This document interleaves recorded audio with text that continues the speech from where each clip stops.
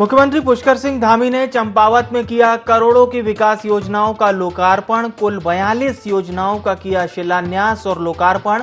कल भी चंपावत में ही रहेंगे मुख्यमंत्री पुष्कर सिंह धामी।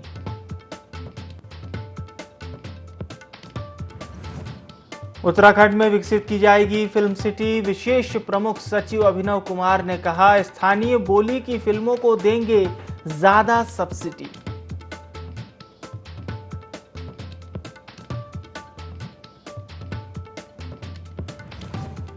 नए पर्यटन सचिव सचिन कुर्वे का बयान। बोले, विभाग की पुरानी योजनाएं और तेजी से चलेंगी, नई योजनाओं को जल्द धरातल पर उतारा जाएगा।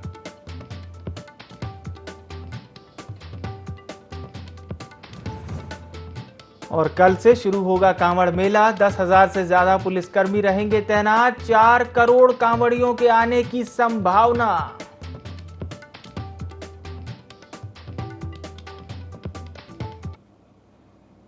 नमस्कार, देवभूमि लाइव में आप सभी का बहुत स्वागत है। मैं हूं विवेक पांडे, आपके साथ खबरें उत्तराखंड की। उत्तराखंड के मुख्यमंत्री पुष्कर सिंह धामी ने कहा है कि गैरसैंण सरकार की प्राथमिकताओं में सर्वोपरि है। गैरसैंण के विकास के लिए सरकार ने बजट में करीब 22 करोड़ का प्रावधान किया है, जिससे विकास कार्य हो सके। बता दें कि पूर्व सीएम हरीश रावत ने 14 जुलाई को गैरसैंण स्थित भराड़ीसैंण विधानसभा भवन में सांकेतिक तालाबंदी करने का ऐलान किया है।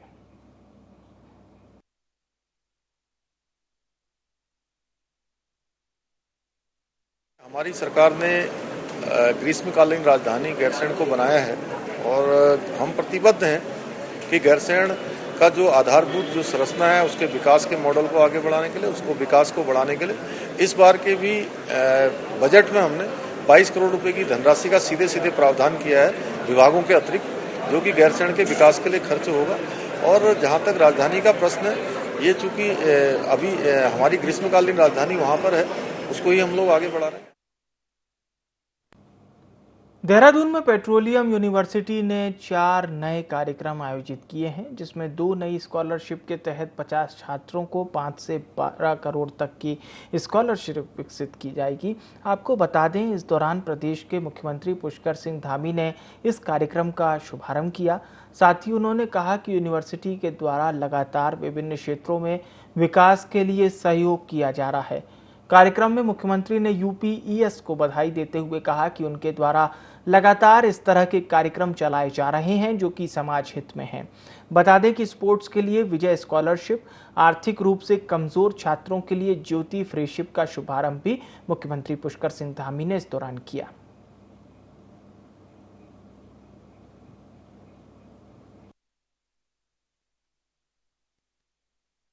आज 2 स्कॉलरशिप हम लोगों ने प्रेजेंट की हैं माननीय मुख्यमंत्री के कर कमलों द्वारा, उसका उद्घाटन हुआ है। पहली स्कॉलरशिप है ज्योति। ये स्कॉलरशिप उन बच्चों के लिए है जो सबल हैं, जो सबल नहीं हैं और जिनके पर इकोनॉमिकली जिनको प्रॉब्लम्स हैं, ऐसे बच्चों को पूरी ट्यूशन और ट्यूशन के साथ में उनको रहने की व्यवस्था, यानी उनकी हॉस्टल चार्जेस भी 5 करोड़ की राशि करीब इसमें निवेश कर रहे हैं। तो ये 50 उन बच्चों के लिए जो फीस नहीं दे पा रहे हैं, पूरी फ्रीशिप के साथ में ज्योति। दूसरी स्कॉलरशिप है विजय। ये स्कॉलरशिप उन बच्चों के लिए है जो जिनमें खेल कूद की प्रतिभा है, ऐसे बच्चे जिन्हें हम विकसित कर सकते हैं कि आगे जाकर देश के लिए अनेक पटलों पर, ऐसे बच्चों के लिए और 50 स्कॉलरशिप हमने संपूर्ण उत्तराखंड के बच्चों के लिए ये निर्धारित की है। बहुत बधाई देता हूँ कि वो अन्य क्षेत्रों में भी, मैंने आज अपेक्षा करी है उनसे कि अन्य क्षेत्रों में भी जो हमारे सीमांत के क्षेत्र हैं, हमारे पर्वतीय जनपदों के अनेकों क्षेत्र हैं, उन क्षेत्रों में भी विभिन्न क्षेत्रों में गोद लेकर या अन्य सेवा के माध्यम से अनेकों कामों को और भी आगे बढ़ाने का काम उनके माध्यम से होगा। उत्तराखंड के मुख्यमंत्री पुष्कर सिंह धामी चंपावत पहुंचे, जहां उन्होंने जीजीआईसी में आयोजित कार्यक्रम में जिले के विकास के लिए 3,688,79,000 रुपए की योजनाओं का लोकार्पण किया। इसके साथ ही भविष्य में विकसित होने वाली 6,681,75,000 रुपए की योजनाओं का भी उन्होंने शिलान्यास किया। वहीं सीएम धामी स्थानीय अधिकारियों के साथ मीटिंग कर क्षेत्र में चल रही विकास योजनाओं की समीक्षा भी करेंगे। स्टॉलों में हमारे यहाँ के जितने भी लोकल उत्पाद हैं, तो यहाँ के हमारे किसान हैं, पशुपालन हैं, वन पालन के क्षेत्र में, कृषि बागवानी के क्षेत्र में नीचे का काम करने वाले और आजीविका मिशन के तहत काम करने वाले सभी प्रकार के विशेष संघ हैं, अनेकों जो है पोषण के लोग हैं और स्वयं सहायता समूह के लोग हैं, अनेकों विभागों के स्टॉल लगे हुए, सभी विभागों में बहुत अच्छा यहाँ पर काम हुआ है और इसको हमारी सरकार और प्रोत्साहित करेगी।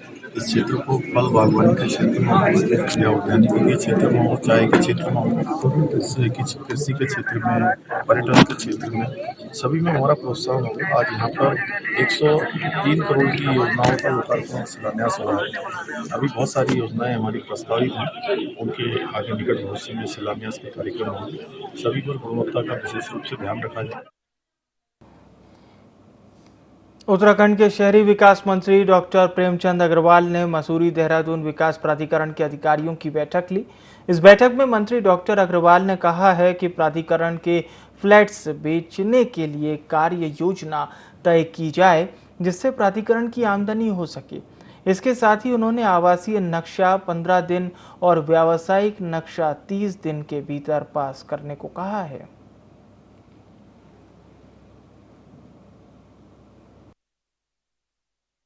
अपने अधिकारियों के साथ बैठते हैं। अपने एमडीडीए के अधिकारियों के साथ मेरा बैठना हुआ था। आप जानते हैं कि पिछली बार मैंने एक निर्देश दिया था कि जिन अधिकारियों के द्वारा जो अतिक्रमण हमारे कुछ लोग कर रहे थे या अवैध निर्माण हो रहे थे, उस स्थिति में मैंने बहुत स्पष्ट निर्देश दिया था कि संबंधित कर्मचारी अधिकारियों पे क्यों ना कार्रवाई की जाए। तो वो जानकारी मेरे द्वारा ली गई कि सबको जो है स्पष्टीकरण सबसे मांगा गया है, सबके जवाब आ गए हैं।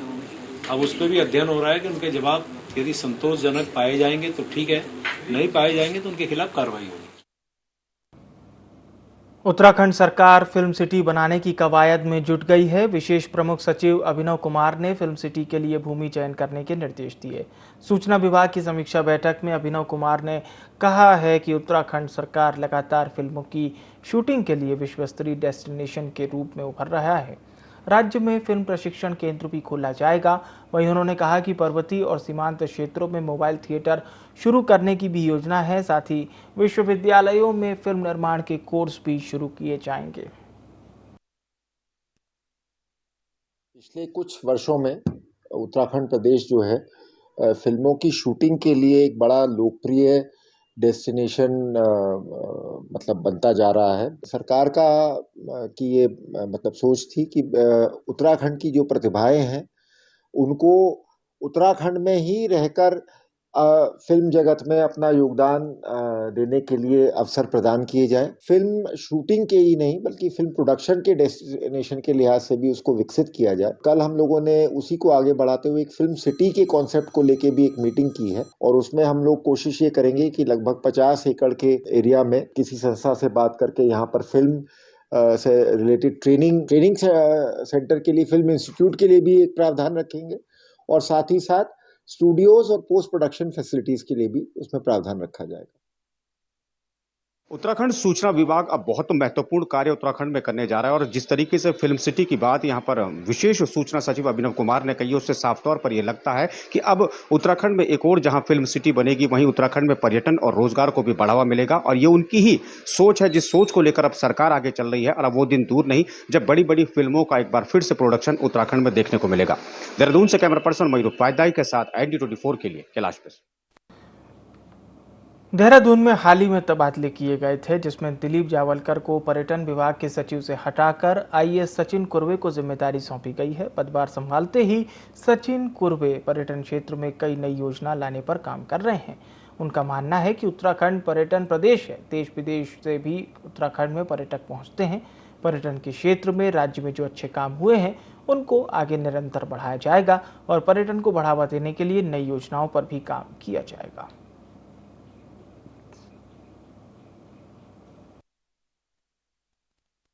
हमारे राज्य में टूरिज़्म ही हमारी इकोनॉमी की एक बैकबोन के रूप में भी है। ये काफ़ी बड़े इसमें प्रोपोर्शन में अगर हम आजीविका के दृष्टिकोण से भी देखें तो ये बहुत लार्ज साइज ऑफ पॉपुलेशन को ये कैटर करती है।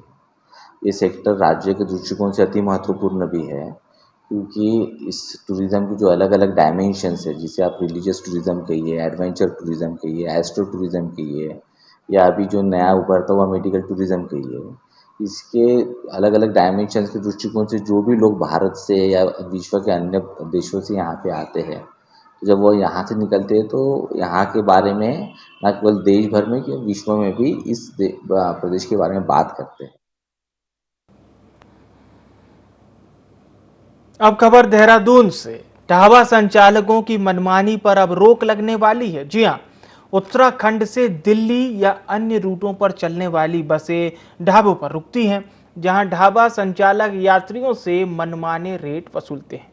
लेकिन अब रोडवेज एक ऐसा प्लान तैयार कर रहा है जिसमें परिवहन विभाग के प्रबंध निदेशक रोहित मीणा ने बताया है कि प्रत्येक सीट के पीछे एक होलोग्राम लगा होगा, जिसके माध्यम से व्यक्ति रास्ते से ही अपनी खाने की सामग्री का ऑर्डर कर सकता है और जब वह व्यक्ति ढाबे पर पहुंचेगा तो उसका ऑर्डर उसको उसकी सीट पर ही मिल जाएगा।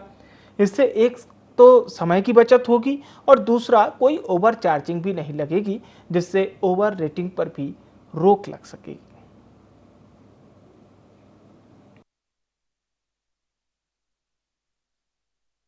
का बहुत लंबे समय से टेंडर लगातार एक्सटेंड होता जा रहा था, वो टेंडर हमारे द्वारा खोल दिया गया है और जो ये करंट वीक जा रहा है, इसी वीक के अंतर्गत हम सभी के लिए जो करंट वीक जो हमारा चल रहा है, इसी वीक में हमारी 2 टीमें ऑलरेडी दोनों लोकेशनों पे, हल्द्वानी वाले रूट पे भी और दिल्ली देहरादून रूट के वाला जो रूट है, इस रूट पे ढाबों का वर्तमान में चेकिंग कर रही है और नए ढाबे जिनको हम लोग अपने नई रेटों के ऊपर अनुबंधित करने के प्रयास में हैं, उनका विश्लेषण करते हुए अपनी रिपोर्ट हमें बाय मंडे तक दे देगी। उसके उपरांत जब एक बार 2 या 3 ढाबे फाइनल हो जाते हैं तो मैं as MD as well as GM के साथ में एक बार जाके उनको देख के आ जाएंगे। जो कमियां रहेगी उनको संपूर्ण कर लिया जाएगा।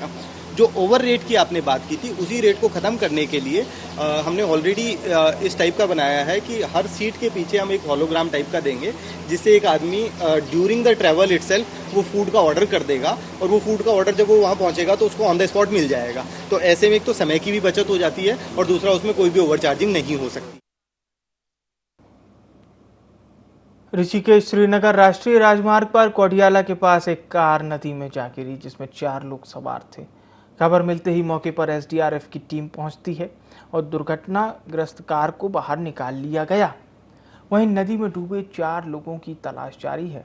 आधार कार्ड से कार सवार की पहचान तो हो गई है, लेकिन नदी का जलस्तर बढ़ने और तेज बहाव से टीम को काफी मशक्कत करनी पड़ रही है।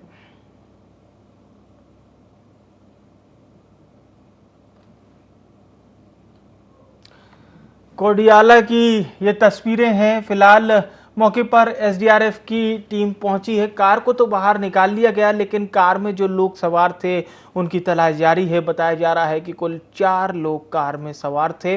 दरअसल यहां पर मौसम की वजह से भी इस टीम को काफ़ी परेशानी हो रही है रेस्क्यू करने में, क्योंकि पानी का बहाव भी तेज़ है और बारिश भी हो रही है। रुक रुक कर यहाँ पर बारिश भी हो रही है, एक ये भी परेशानी है। और आप देख सकते हैं कितना दुर्गम रास्ता है जहाँ से रेस्क्यू करना पड़ रहा है।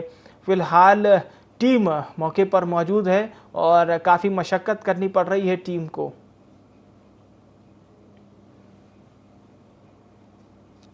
हरिद्वार के मंगलौर में NH 58 मार्ग पर सड़क किनारे खड़े मिनी ट्रक को ऑल्टो कार ने टक्कर मार दी।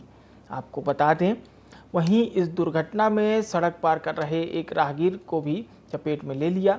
बताया जा रहा है घटना स्थल पर ही राहगीर की भी मौत हो गई। इस दौरान कार में सवार 5 लोग गंभीर रूप से घायल हो गए। दुर्घटना की सूचना मिलते ही पुलिस मौके पर पहुंची और घायलों को उपचार के लिए अस्पताल में भर्ती कराया गया। कार चालक सहित 2 लोगों की उपचार के दौरान मौत हो गई। कार दुर्घटना में अभी तक कुल 3 लोगों की मौत हो चुकी है। वहीं पुलिस ने मृतकों का पंचनामा कर शव को पोस्टमार्टम करवा दिया है और उसके बाद उन्हें परिजनों को सौंप दिया।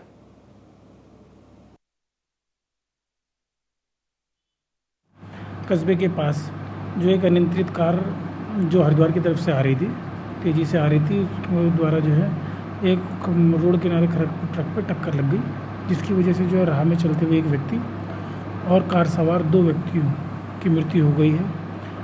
2 व्यक्तियों के शव सिविल अस्पताल रुड़की में रखे हैं, जिनके पंचायतनामे की कार्रवाई की जा रही है, और एक व्यक्ति जो मेरठ के रहने वाले थे, उनके दौरान उपचार ले जाने हेतु रास्ते में एक्सपायर हो गए। अब खबर टिहरी से है। कोड़ियाला के पास एक कार नदी में गिर गई। इसकी सूचना जैसे ही एसडीआरएफ की टीम को मिली, एसडीआरएफ की टीम मौके पर पहुंची है और फिलहाल एसडीआरएफ की टीम वहां पर रेस्क्यू कर रही है। रेस्क्यू ऑपरेशन के दौरान टीम को मोबाइल और आधार कार्ड मिला है। आधार कार्ड पर पंकज शर्मा नाम बताया जा रहा है। फिलहाल सर्च अभियान लगातार जारी है।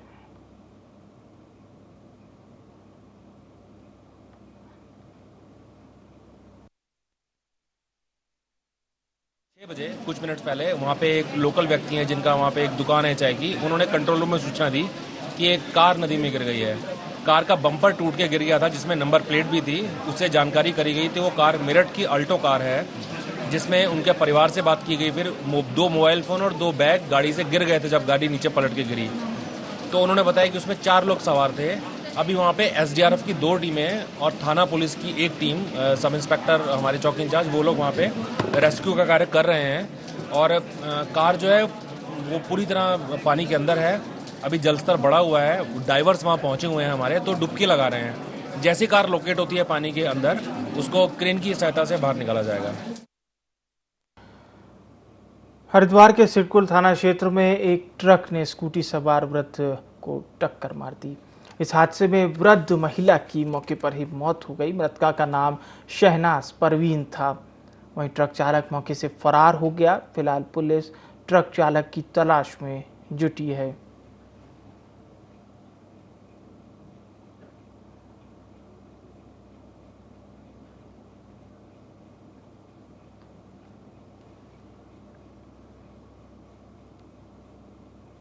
प्रदेश भर में 24 जुलाई तक जनसंख्या नियंत्रण पखवाड़ा चलाया जा रहा है। इसी के तहत राजधानी देहरादून में स्वास्थ्य कर्मियों ने एक रैली निकाली, जिसमें परिवार नियोजन के प्रति लोगों को जागरूक किया गया। स्वास्थ्य कर्मियों ने परेड ग्राउंड से लेकर नगर निगम परिसर तक रैली निकाली। अलग अलग चिकित्सा इकाइयों पर आशा कार्यकर्ता और अन्य स्वास्थ्य कर्मचारी विशेष अभियान चला रहे हैं। साथ ही नसबंदी कैंप लगाए गए, जिसमें लाभ लेने वाले लोगों को प्रोत्साहन राशि भी दी जा रही है।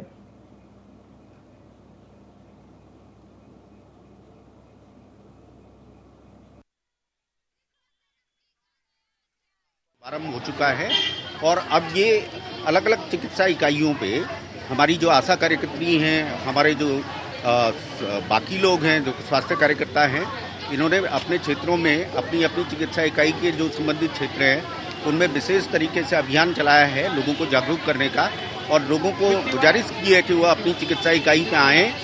जिस दिन वहाँ पे कैंप आयोजित हो रहा है उस दिन उस कैंप का लाभ लें और अपना परिवार नियोजन करवाएं। आंकड़े बताते हैं कि आगामी 2-3 सालों में भारत जो है जनसंख्या के उसमें चाइना से आगे पहुंच जाएगा। तो इसके लिए स्वास्थ्य विभाग जो है हर ग्राम सभा से लेके, स्कूलों से लेके और जिला पंचायतों से लेके गोष्ठियाँ कर रहा है। इसके रैलियाँ निकाल रहे हैं, जन जागरूकता कर रहे हैं। और इसके लिए हमने एक अभियान के रूप में पूरे प्रदेश में और पूरे देश में चलाए जा रहे हैं। और विशेषकर हमारा ध्यान यह है कि जहाँ जनसंख्या वृद्धि ज़्यादा हो रही है वहाँ लोगों को ज़्यादा जो है जागरूक किया जाए कि भाई हमको जनसंख्या नियंत्रण में क्या क्या और हमको स्वास्थ्य विभाग की तरफ से करना है, लोगों को जन जागरण करना है। और मैं कह सकता हूँ कि 15 दिन का पखवाड़ा पूरे उत्तराखंड में मनाया जाए। उत्तराखंड के हल्द्वानी में कांग्रेस विधायक ने बिजली कटौती और महंगाई को लेकर राज्य सरकार पर आरोप लगाए हैं। कुमाऊं के नगर निगम हल्द्वानी की व्यवस्था पर सवाल खड़े करते हुए कहा कि सफाई के नाम पर 18 लाख का बजट जारी किया गया था, लेकिन उसके बाद भी नाले की सफाई की कोई व्यवस्था नहीं की गई, जिसके कारण नगर में थोड़ी सी बारिश से तालाब तब्दील हो जाता है और खुद अपनी जिम्मेदारी से बचने के लिए मेयर उनके ऊपर व्यक्तिगत बयानबाजी कर रहे हैं। उनका कहना है कि उनकी 1-1 इंच जमीन फ्री होल्ड है, जिस पर किसी प्रकार का कोई अतिक्रमण नहीं है। क्लीन सिटी हल्द्वानी बनाने का जो इतने वर्षों से प्रयास हुआ, इसमें विशेषतः मेरी माताजी और पूर्ववर्ती कांग्रेस की सरकार का इतना अहम योगदान रहा, पंडित तिवारी जी का बहुत अहम योगदान उसमें रहा। आज उसकी दशा और दिशा ऐसी भटक चुकी है, अभूतपूर्व घोषित बिजली कटौती घंटों घंटों तक लगातार हो रही है, जिसकी वजह से मैं कहूँगा आर्थिक तौर से भी और सामाजिक तौर से भी लोग को बहुत परेशानी उठानी पड़ रही है। नगर निगम को नालों की सफाई की जिम्मेदारी होती है और नालों की सफाई होते हुए मेरे ख्याल से आज तक किसी ने देखा नहीं। हर दिन अखबारों में हमने देखा है, कई तादाद में मेरे ख्याल से हजारों लोगों ने अब तक जल संस्थान के दफ्तर का घेराव कर दिया। तो हर घर में हर नल में जल, ये भारतीय जनता पार्टी का एक नारा है। तो हर घर में जो नल है वो सूखा हुआ है और पेयजल की जो आपूर्ति है उसके विषय में कोई भी इनकी जो मंशा है या जो उनकी कार्यशैली है वो प्रभावित करने वाली नहीं है। उत्तराखंड सरकार में कैबिनेट मंत्री सौरभ बहुगुणा ने सामुदायिक स्वास्थ्य केंद्र का औचक निरीक्षण किया। निरीक्षण के दौरान कैबिनेट मंत्री सौरभ बहुगुणा ने सफाई, बिजली, पानी की व्यवस्था को लेकर अस्पताल स्टाफ से काफी नाराजगी व्यक्त की है। साथ ही साथ कैबिनेट मंत्री ने सभी डॉक्टरों के ओपीडी रजिस्टर चेक किए, जहां चिकित्सा अधीक्षक डॉक्टर राजेश आर्या अपने ओपीडी रजिस्टर दिखाने में नाकामयाब रहे।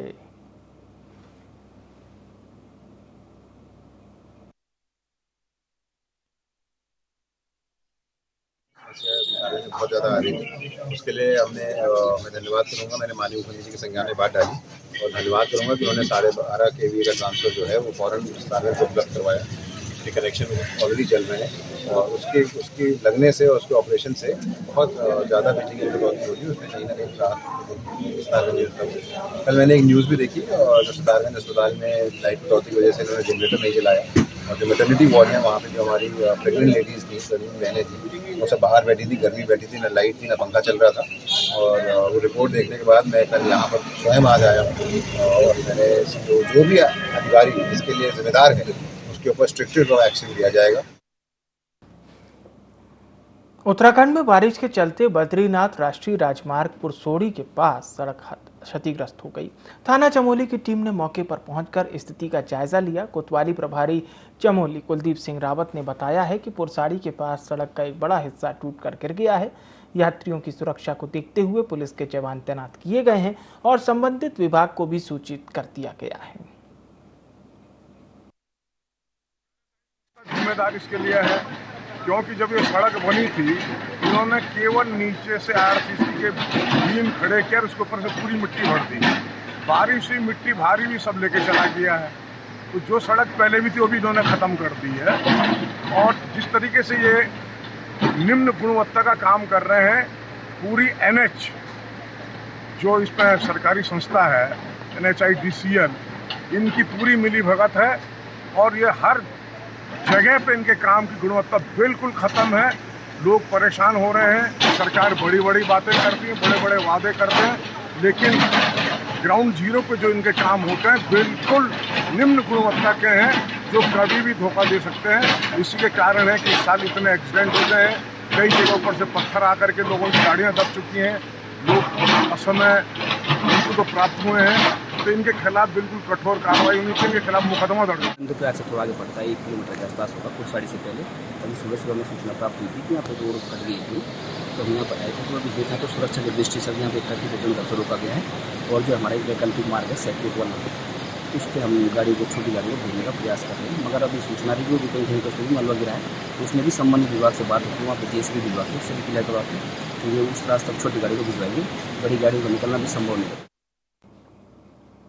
और फिलहाल के लिए देवभूमि लाइव में इतना ही। मुझे आने विवेक को दीजिए इजाजत। नमस्कार।